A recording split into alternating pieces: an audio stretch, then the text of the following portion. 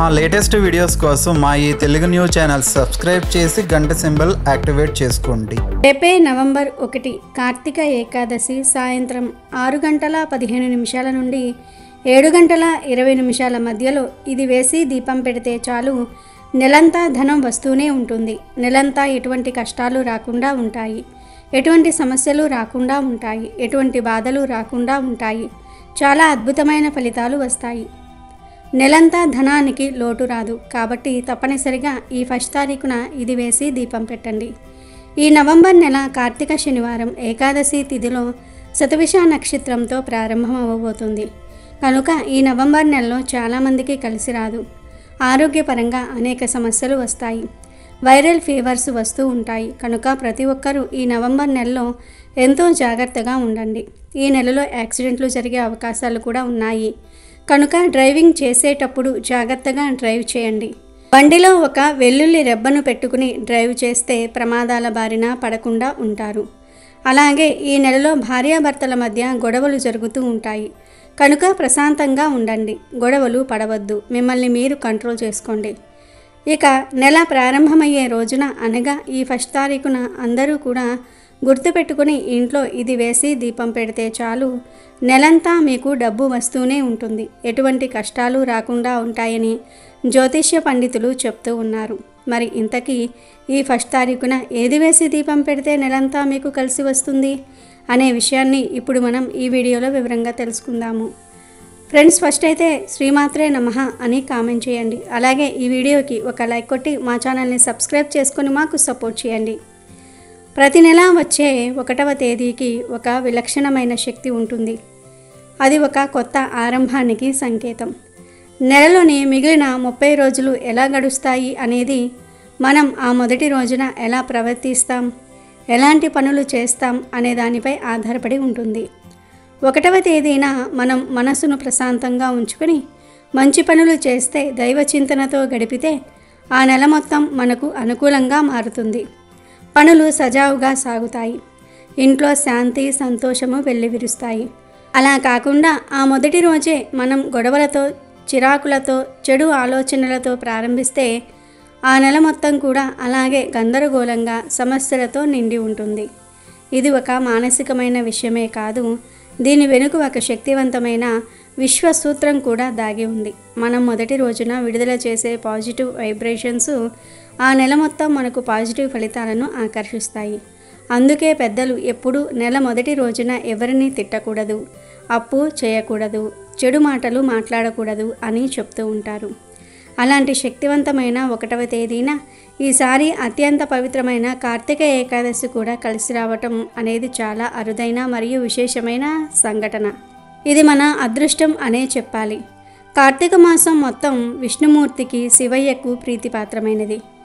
ఇక ఏకాదశి తిథి అంటే అది పూర్తిగా శ్రీ మహావిష్ణువుకు అంకితం చేయబడిన రోజు. ఈ రోజున వాతావరణంలో సాత్విక శక్తి, దైవిక తరంగాలు అత్యధిక స్థాయిలో ఉంటాయి. మనం చేసే పూజలకు, జపాలకు, ప్రార్థనలకు ఫలితం తక్షణమే కనిపిస్తుంది. యోగనిద్ర నుండి శ్రీహరి మేలుకునే ఈ పవిత్రమైన ఉద్దాన ఏకాదశి రోజున మనం ఆయనను ఏది కోరుకున్నా కాదనకుండా అనుగ్రహిస్తాడు. అలాంటి ఏకాదశి కార్తీక మాసంలో, అది నెల యొక్క మొదటి రోజున కావటంతో ఈ రోజు యొక్క శక్తి కొన్ని వేల రెట్లు పెరిగింది. ఈ రోజున మనం చేసే చిన్న పరిహారం కూడా మన జీవితంలో అద్భుతమైన మార్పులను తీసుకువస్తుంది. ముఖ్యంగా ఆర్థిక సమస్యలతో బాధపడే వారికి, అప్పుల ఊబిలో కూరుకుపోయిన వారికి, ధనం నిలవక ఇబ్బంది పడేవారికి ఈరోజు ఒక వరం లాంటిది. మరి ఇంతటి మహిమాన్వితమైన రోజున మన ఆర్థిక కష్టాలను తొలగించుకుని నెల మొత్తం ధన ప్రవాహాన్ని మన ఇంట్లోకి ఆహ్వానించాలంటే ఏం చేయాలి? ఆ అద్భుతమైన సులభమైన పరిహారం ఏమిటో ఇప్పుడు మనం వివరంగా తెలుసుకుందాం. ఈ పరిహారాన్ని రేపు సాయంత్రం అనగా నవంబర్ 1వ తేదీన సరిగ్గా 6:15 నుండి 7:20 మధ్య కాలంలోనే చేయాలి. ఈ సమయం అత్యంత శక్తివంతమైన ప్రదోషకాలం. ఈ సమయంలో చేసే పూజలకు దేవతలు త్వరగా ప్రసన్నమవుతూ ఉంటారు. ముందుగా మీ పూజా మందిరాన్ని శుభ్రం చేసుకోండి. ఆ తర్వాత స్నానం చేసి శుభ్రమైన వస్త్రాలను ధరించి మనస్సును ప్రశాంతంగా ఉంచుకోండి. మీ పూజ గదిలో ఉన్న వెంకటేశ్వర స్వామి పటం లేదా విగ్రహం ముందు ఒక ప్రమిద పెట్టి ఆ ప్రమిదలో ఆవు నెయ్యిని కానీ లేదా నువ్వుల నూనెను కానీ పోయాలి. ఆవు నెయ్యి లక్ష్మీదేవికి అత్యంత ప్రీతిపాత్రమైనది. ఇది ఇంట్లో ఉన్న దరిద్రాన్ని తొలగించి ఐశ్వర్యాన్ని, ఆరోగ్యాన్ని ప్రసాదిస్తుంది. ఒకవేళ ఆవు నెయ్యి అందుబాటులో లేనివారు నువ్వుల నూనెను వాడవచ్చు. నువ్వుల నూనెతో దీపం వెలిగించటం వల్ల శని దోషాలు, పితృదోషాలు తొలగిపోయి పనులలో ఆటంకాలు తగ్గుతాయి. ఆర్థికంగా ఎదుగుదలకు ఇది ఎంతగానో సహాయపడుతుంది. ఇలా నూనె పోసిన తర్వాత ఇప్పుడు అసలైన 3 శక్తివంతమైన వస్తువులను ఆ దీపంలో వేయాలి. ఇవే మన ఆర్థిక సమస్యలను తొలగించి ధనాన్ని ఆకర్షించే దివ్య ఔషధాలు. మొదటిది కొద్దిగా గల్లులుపు. అవును, మీరు విన్నది నిజమే. వంటకు వాడే సాధారణమైన గల్లులుపు. ఈ ఉప్పుకు మన శాస్త్రంలో అత్యంత ప్రాముఖ్యత ఉంది. ఉప్పు సముద్రం నుండి పుట్టింది. సాక్షాత్తు మహాలక్ష్మీదేవి కూడా క్షీరసాగర మదనంలో సముద్రం నుండే ఉద్భవించింది. ఆ విధంగా చూస్తే ఉప్పు లక్ష్మీదేవికి సోదర సమానం. అందుకే ఉప్పులో లక్ష్మీదేవి అంశ ఉంటుందని మన పెద్దలు చెప్తూ ఉంటారు. ఉప్పుకు ఉన్న అతిపెద్ద గుణం ఏమిటి అంటే అది పరిసరాలలో ఉన్న నెగిటివ్ ఎనర్జీని, దిష్టి దోషాలను, దరిద్రాన్ని తనలోనికి పీల్చేసుకుంటుంది. మనం ఆ ఉప్పును దీపంలోని నూనెలో వేసినప్పుడు అది మన ఇంట్లో మన కుటుంబ సభ్యులపై ఉన్న సకల ప్రతికూల శక్తులను ఆకర్షించి దీపం వెలిగినప్పుడు ఆ జ్యోతిలో దగ్ధం చేస్తుంది, అంటే కాల్చివేస్తుంది. మన దరిద్రం అంతా ఆ దీపంలో కాలి బూడిదైపోతుంది. కనుక ఉప్పు వేసి ఉప్పుతో పాటు ఒక యాలుక్కాయ కూడా వేయండి. యాలుక్కాయను సుగంధ ద్రవ్యాల రాణి అంటారు. దీనికి ఉన్న సువాసన అమోఘమైనది. లక్ష్మీదేవిని గంధప్రియ అని అంటారు. అంటే అమ్మవారికి సువాసనలంటే ఎంతో ఇష్టం. ఎక్కడైతే మంచి పరిమళం ఉంటుందో అక్కడికి అమ్మవారు ఆకర్షితురాలై వస్తుంది. యాలుక్కాయ శుక్రగ్రహానికి సంబంధించినది. శుక్రుడు జాతకంలో బలంగా ఉంటేనే ఒక వ్యక్తికి ధనము, సంపద, సుఖవంతమైన జీవితం లభిస్తాయి. మనం యాలుక్కాయను కొద్దిగా నలిపి, అంటే దాని గింజలు బయటకు కనిపించేలాగా చేసి దీపంలో వేయాలి. అలా వేయటం వల్ల దానిలోని సుగంధ తైలాలు నూనెలో కలిసి దీపం వెలిగినప్పుడు ఆ సువాసన ఇల్లంతా వ్యాపిస్తుంది. ఈ పరిమళం మన ఇంట్లోకి పాజిటివ్ ఎనర్జీని, శుభాలను, ముఖ్యంగా ధనాన్ని ఆకర్షించే ఒక అయస్కాంతంలా పనిచేస్తుంది. అలాగే చిటికెడు పసుపును కూడా ఈ దీపంలో వేయండి. పసుపు లేనిదే ఏ శుభకార్యమూ జరగదు. పసుపు మంగళకరానికి ప్రతీక. పసుపుకు ఉన్న మరో శక్తివంతమైన గుణం ఏమిటి అంటే ఇది ఒక రక్షణ కవచంలా పనిచేస్తుంది. దుష్ట శక్తులను దరిచేరనియదు. మనం చేసే పూజకు ఎలాంటి ఆటంకాలు రాకుండా కాపాడుతుంది. ఈ పసుపును దీపంలో వేయటం వల్ల దైవిక శక్తి తోడవుతుంది. మనకు అదృష్టం కలిసి వస్తుంది. ఈ 3 వస్తువులను, అంటే చిటికెడు గల్లులుప్పు, నలిపిన యాలుక్కాయ, చిటికెడు పసుపు దీపంలోని నూనెలో వేసి ఆ తర్వాత 2 ఒత్తులు వేసి దీపాన్ని వెలిగించాలి. దీపం వెలిగించి వెంకటేశ్వర స్వామి వారికి నమస్కరించి ఓం నమో భగవతే వాసుదేవాయ నమః లేదా ఓం శ్రీ వెంకటేశ్వరాయ నమః అనే మంత్రాన్ని 11 సార్లు జపించండి. ఆ తర్వాత స్వామి ముందు కూర్చుని మీ కష్టాలను, మీ ఆర్థిక ఇబ్బందులను చెప్పుకొని, స్వామి, ఈ కార్తీక ఏకాదశి రోజున ఈ పవిత్ర దీప సాక్షిగా నిన్ను వేడుకుంటున్నాను. నా ఇంట్లో ఉన్న ఆర్థిక సమస్యలను, అప్పుల బాధలను, సకల దరిద్రాలను ఈ దీపజ్యోతిలో దగ్ధం చేసి నా ఇంటిని సిరి సంపదలతో, సుఖ సంతోషాలతో నింపు తండ్రి. ఈ నెల మొత్తం నాకు ధనానికి లోటు లేకుండా చూడు అని మనస్ఫూర్తిగా ప్రార్థించుకోండి. ఈ విధంగా చేయటం వల్ల ఆ దీపం నుండి వెలువడే శక్తివంతమైన కిరణాలు మీ ఇంటి మూలమూలలా ప్రసరించి అక్కడ పేరుకుపోయిన నెగిటివ్ ఎనర్జీని, దారిద్ర్య దేవతను తరిమి కొడతాయి. గల్లులుప్పు మీ దరిద్రాన్ని కాల్చివేస్తుంది. యాలుక్కాయ సువాసన లక్ష్మీదేవిని మీ ఇంటికి ఆకర్షిస్తుంది. పసుపు మీకు దైవ రక్షణను, గురుబలాన్ని అందిస్తుంది. ఈ 3 శక్తులు ఏకమై మీ ఆర్థిక మార్గంలో ఉన్న అడ్డంకులన్నిటినీ తొలగిస్తాయి. ఆగిపోయిన డబ్బు రావటం, కొత్త ఆదాయ మార్గాలు తెరుచుకోవటం, వ్యాపారంలో లాభాలు రావటం వంటి శుభ పరిణామాలు మొదలవుతాయి. ఇది కేవలం 1 రోజుతో ఆగిపోయే ప్రభావం కాదు. నెల యొక్క మొదటి రోజు, అది ఇంతటి పవిత్రమైన రోజున మనం చేసిన ఈ శక్తివంతమైన పరిహారం ఈ నెల మొత్తం ధన ప్రవాహాన్ని చూపిస్తూనే ఉంటుంది. ధనం ఏదో ఒక రూపంలో మీ చేతికి అందుతూనే ఉంటుంది. నమ్మకంతో, భక్తితో ఈ చిన్న పరిహారాన్ని ఆచరించి చూడండి. ఆ కలియుగ దైవం వెంకటేశ్వర స్వామి కృపతో మీ జీవితంలో అద్భుతమైన మార్పును మీరే స్వయంగా చూస్తారు. కనుక మీరు కూడా రేపు 1వ తారీఖున ఈ వస్తువులు వేసి దీపం పెట్టి నెలంతా సంతోషంగా జీవించండి. కార్తీక శుద్ధ ఏకాదశిని ప్రబోధన ఏకాదశి, బృందావన ఏకాదశి అనే పేరుతో పిలుస్తారు. ఆషాఢ శుద్ధ ఏకాదశి రోజున పాలకడిలో యోగనిద్రకు ఉపక్రమించిన శ్రీ మహావిష్ణువు కార్తీక ఏకాదశి రోజునే మేల్కుంటాడని పురాణ కథనం. కార్తీక శుద్ధ ఏకాదశికే బోధన ఏకాదశి, దేవ ప్రబోధిని ఏకాదశి, ఉద్ధాన ఏకాదశి అని పేర్లు. తొలి ఏకాదశి రోజున శయనించిన శ్రీ మహావిష్ణువు ఈ ఏకాదశి రోజున యోగనిద్ర నుంచి మేల్కొనే రోజు కాబట్టి ఇది ఉద్ధాన ఏకాదశి అయ్యింది. దీనినే హరిబోధిని ఏకాదశి అని కూడా అంటారు. తొలి ఏకాదశి నాడు ప్రారంభమైన చాతుర్మాస్య వ్రతం ఈ ఏకాదశితో ముగుస్తుంది. మహాభారత యుద్ధంలో భీష్ముడు ఈ ఏకాదశి నాడే అస్త్ర సన్యాసం చేసి అంపశయ్య మీద శయనిస్తాడు. యాజ్ఞవల్క మహర్షి ఈ రోజునే జన్మించారు. ఈ రోజున ఉపవాసం ఉండి విష్ణువును పూజించి రాత్రి జాగరణ చేయాలి. మర్నాడు ద్వాదశి గడియలు ఉండగానే విష్ణు పూజ చేసి పారాయణ చేసి భోజనం చేసి వ్రతాన్ని ముగించాలి. ఈ ఏకాదశి రోజున చేసే విష్ణు పూజలకు కోటి జన్మల పుణ్య ఫలితాన్ని పొందవచ్చు. కాబట్టి ఈ ఏకాదశి నాడు తప్పకుండా విష్ణుమూర్తిని కానీ వెంకటేశ్వర స్వామిని కానీ పూజించండి. ఈరోజు పూజ చేసే ఆడవారు తలస్నానం చేసి ఇల్లంతా పసుపు నీళ్లు చల్లుకుని ఇంట్లో స్వామివారికి పూజ చేయాలి. స్వామివారికి అత్యంత ప్రీతికరమైన వాటిల్లో తులసి దళాలు ఒకటి. కాబట్టి మీ పూజ గదిలో ఉన్న స్వామివారి పటం ముందు కొన్ని తులసి దళాలను పెట్టి స్వామివారికి దీపారాధన చేయండి. ఈ రోజున నువ్వుల నూనెతోనే దీపారాధన చేయాలి. ముఖ్యంగా స్వామివారి పూజలో ఒక పిండి దీపాన్ని వెలిగిస్తే ఇంకా మంచిది. అప్పుల సమస్యలతో బాధపడేవారు ఈరోజు 11 యాలకులను ఒక దారానికి గుచ్చి ఒక యాలకుల మాలను తయారు చేసి ఆ యాలకుల మాలను స్వామివారి పటానికి వేయండి. ఈ రోజున స్వామివారికి యాలకుల మాలను సమర్పిస్తే అప్పుల సమస్యలన్నీ కూడా తొలగిపోతాయి.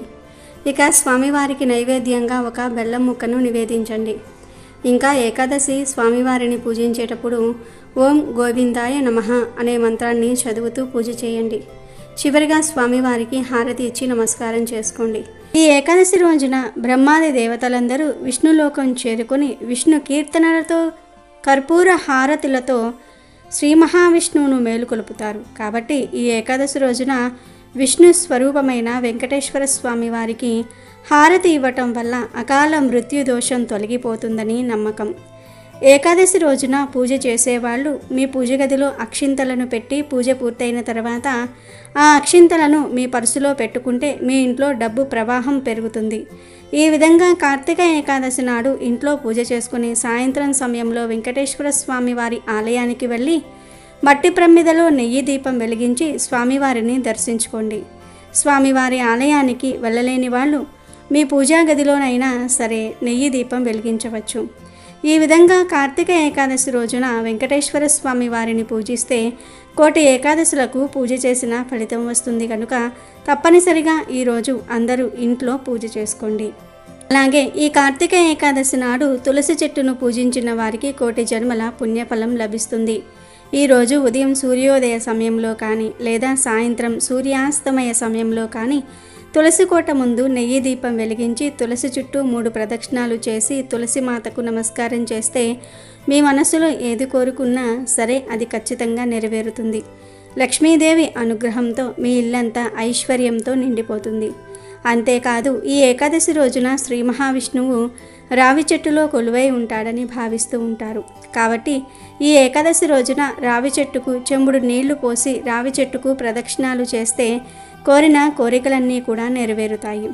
అన్నిటికన్నా ముఖ్యంగా ఈ ఏకాదశి నాడు విష్ణు స్వరూపమైన తాబేలు విగ్రహాన్ని మీ ఇంటికి తెచ్చుకొని మీ పూజా గదిలో పెట్టుకుంటే మీ ఇంట్లో ఉన్న డబ్బు కష్టాలన్నీ కూడా తొలగిపోతాయి. విష్ణుదేవుని ఆశీర్వాదంతో విపరీతమైన డబ్బు మీ ఇంటికి వరిస్తుంది. ఈ కార్తీక ఏకాదశి రోజున ఉపవాసం ఉంటే 1000 అశ్వమేధ యాగాలు చేసినంత పుణ్యం లభిస్తుంది. కోటి ఏకాదశులకు ఉపవాసం ఉన్నంత ఫలితం వస్తుంది. ఏకాదశి రోజున ఉపవాసం ఉన్నవారికి సిరి సంపదలు కలగటంతో పాటు సర్వపాప పరిహారం కలుగుతుంది. కనుక కుదిరిన వారందరూ కూడా ఈరోజు ఉపవాసం ఉండండి. ఉపవాసం ఉండలేని వాళ్ళు సాత్విక ఆహారం తీసుకోవాలి. అంటే పండ్లను కానీ ఉప్పు, కారము, నూనె వంటివి తగ్గించి వండిన ఆహారం కానీ తీసుకోండి. ఉల్లిపాయ మరియు వెల్లుల్లికి వీలైనంత వరకు దూరంగా ఉండాలి. ఈ పవిత్రమైన ఏకాదశి నాడు ఒక చిన్న దానం చేసిన జన్మ జన్మల పుణ్యం కలుగుతుంది. కనుక ఈ పవిత్ర ఏకాదశి రోజున బియ్యం, గోధుమలు అలాగే బెల్లం దానం చేస్తే మీ ఇంట్లో ధనధాన్యాలకు లోటు ఉండదని, సుఖ సంతోషాలకు లోటు ఉండదని పెద్దలు చెప్తూ ఉన్నారు. అలాగే ఈ ఏకాదశి నాడు విష్ణుమూర్తి ఆలయాన్ని దర్శిస్తే కోటి రెట్ల పుణ్యం లభిస్తుందని బ్రహ్మదేవుడు నారద మహర్షికి తెలిపాడు. కనుక తప్పనిసరిగా ఈరోజు దగ్గరలో ఉన్న విష్ణు ఆలయానికి వెళ్ళండి. ఇంట్లో తులసి మొక్క లేని వారు ఈ ఏకాదశి రోజున మీ ఇంటికి తులసి మొక్కను తెచ్చుకుంటే లక్ష్మీదేవిని మీ ఇంటికి ఆహ్వానించినట్టే. వివాహానికి అడ్డంకులు ఏర్పడుతున్నా, మంచి సంబంధాలు కుదరకపోయినా ఈ ఏకాదశి రోజున తులసి మొక్క ముందు 5 నెయ్యి దీపాలు వెలిగించి తులసికి హారతి ఇస్తే మంచి సంబంధాలు కుదురుతాయి, వివాహానికి అడ్డంకులు తొలగిపోతాయి. అలాగే ఈ ఏకాదశి రోజున స్త్రీలు కంటతడి పెట్టకూడదు. స్త్రీలు కంటతడి పెట్టినా ఇంట్లో లక్ష్మీదేవి అస్సలు ఉండదు. అలాగే ఈరోజు ఎవరికీ అప్పు ఇవ్వవద్దు, అప్పు తీసుకోవద్దు. ఇలా చేయటం వల్ల మీ కుటుంబానికి అనారోగ్య సమస్యలు ఏర్పడతాయి. కనుక ఈ తప్పు పనులు చేయకుండా జాగ్రత్తగా ఉండండి. అలాగే ఈ రోజున చేసే గోసేవకు జన్మ జన్మల అదృష్టం కలుగుతుంది. కాబట్టి ఈరోజు మీ దగ్గరలో ఉన్న గోశాలకు వెళ్ళి గోమాతకు పచ్చిగడ్డిని ఆహారంగా తినిపించండి. అలాగే అరటి పండ్లను కూడా తినిపించండి. ఇలా ఏకాదశి రోజున గోమాతకు ఆహారం తినిపిస్తే మీ కుటుంబం మొత్తానికి సకల ఐశ్వర్యాలు వరిస్తాయి. ఈ కలియుగంలో చాలామందికి ఏకాదశి ప్రాముఖ్యత తెలియటం లేదు. ఏకాదశి రోజు రకరకాల తప్పులు చేస్తూ ఉన్నారు.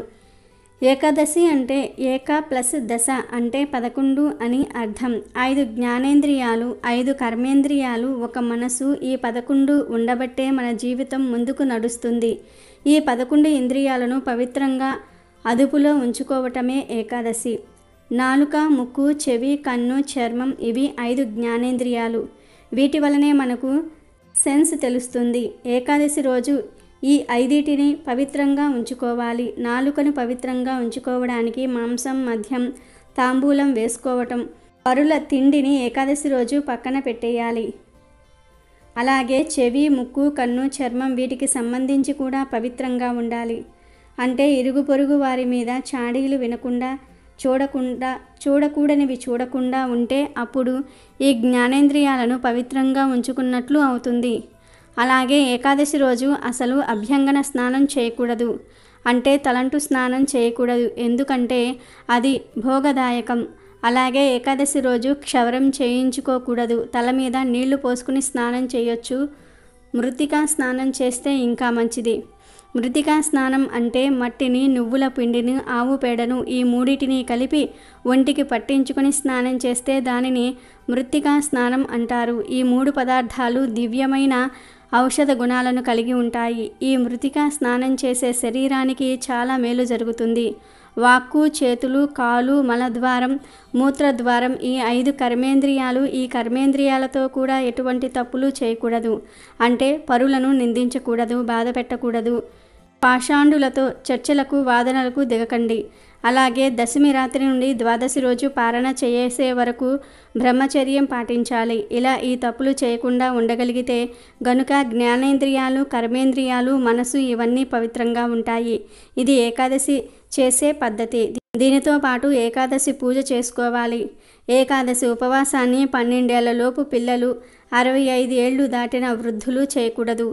ఏకాదశిని గృహస్థులు, బ్రహ్మచారులు, సన్యాసులు, వితంతువులు ఎవరైనా సరే చేసుకోవచ్చు. ఏ కులం వారైనా సరే చేసుకోవచ్చు. కాబట్టి ఆరోగ్యపరంగా, ఆధ్యాత్మిక పరంగా ఎన్నో ప్రయోజనాలు అందించే ఏకాదశిని ఎవ్వరూ వదలవద్దు. ఏకాదశిని ఆచరించి శుభ ఫలితాలను పొందండి. విష్ణుమూర్తి అనుగ్రహంతో సంతోషంగా జీవించండి. వీడియో నచ్చితే లైక్ చేయండి, షేర్ చేయండి, బట్ సబ్స్క్రైబ్ చేసుకోవడం మర్చిపోవద్దు.